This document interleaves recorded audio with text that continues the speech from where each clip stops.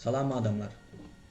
Bu kanalı dünyanın ekonomikası barada, dünyanın business hareketleri, yani business işleri, business okulları barada, tecrübeleri barada gurrumdeşlik etmek için ve özüme men misal için businesslar uğrundan okuyan ve finans uğrundan okuyan ve özüme uğurdaş adamlar bilen söhbetdeşlik etmek için her türlü tecrübeleri paylaşmak barada gepleşikler etmek için şu kanalı açtım ve käbir özüme bilen, yani öğrenip gören zatlarım barada, gızıklanyan temalarım barada şu YouTube kanalda paylaşarım.